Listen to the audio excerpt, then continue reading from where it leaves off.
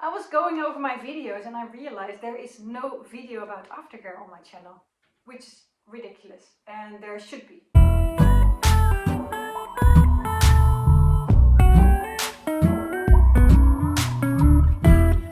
To make up for that, I'm going to make you now a video about aftercare.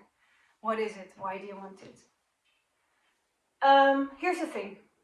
If you play a very intense scene, you're completely in the moment and you're immersed in it.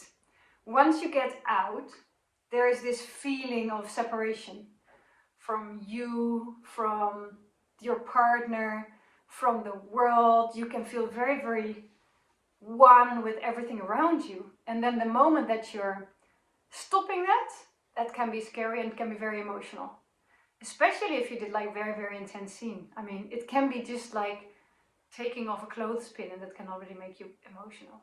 So the moment that you're going towards the end of a scene, it might be that you get very emotional. It's called subdrop, but it doesn't really have to be like subdrop, like you're really getting into like, oh, it can just take me a few minutes, but it can be like you're very emotional. And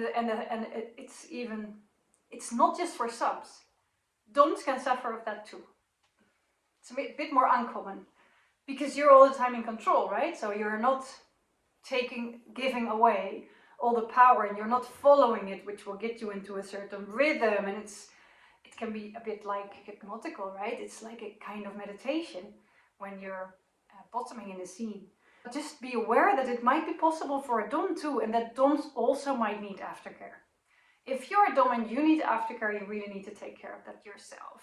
That you make sure that you actually get the aftercare, because the aftercare will not be at that moment, right after a scene. Your submissive will probably not be able to give it to you. Now, what do you need to do?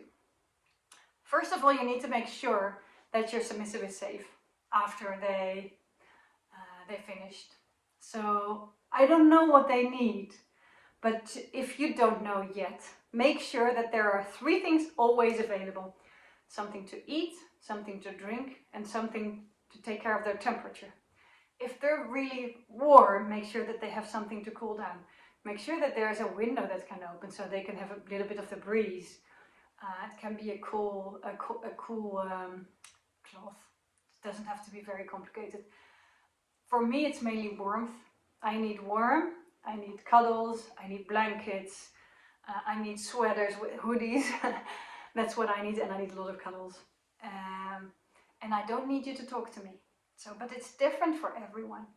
So it can be that someone wants to talk. It can be that someone just wants to listen to your voice when you're saying sweet things. It can also be that someone doesn't want you at all, that they want to be quiet and alone.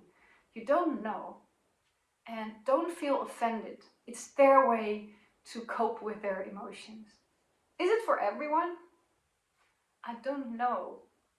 To be honest, I never met someone who didn't have these reactions. And honestly, for me, it's also, it's a signal of my body that I really went in all the way. So I kind of like it when I'm getting a subdrop, even when it's just a small one. And I really like to take care of that. I need to sleep after that. I'm very tired. Doesn't matter how much I slept before. I just need to sleep. 30 minutes, 15 even sometimes. And after that, I want to talk. So that's how my ritual looks like. If you don't know what it looks like for you or for your submissive, here's an assignment for you. Sit down for yourself first and give your assignment also to your submissive, especially if you never played, right? I mean, I know that most of you who are already watching you're more experienced, but maybe you also are not sure how to handle this, or you weren't confronted with this so far. But then just sit down and think about how you normally react if you need comfort. If you're sad, is it, I mean, if there's a lot of emotions, because I also know that sometimes you can be mad, you can be angry, you can be anxious. Are you scared?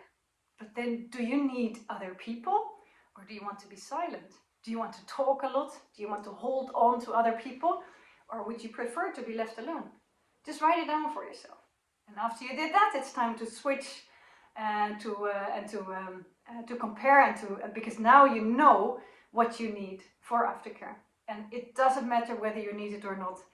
Just make sure it's always in place. Anyway, I mean, fluids. I don't know about you, but I mean, if you're like playing a lot, usually you lose a lot of fluids. It might be because you can, but it can also be because you're sweating a lot. So drinks are for sure for me the most important thing. I like something like chocolate, like something with a lot of taste, and it doesn't need, it shouldn't be cold. So it can be an orange, for instance, which I also really like, but it needs to be room temperature because otherwise I won't take it. And it's too intense for me at that moment. So it can be that detailed. And that's something that you will find out. And it's just something that you can take into account before you play. So make sure that you have always something in place for aftercare. And then your play will definitely, it will also give you a safer feeling because it means that now you can take her further because you know that you can take care of them afterwards. So, have fun. Play with passion.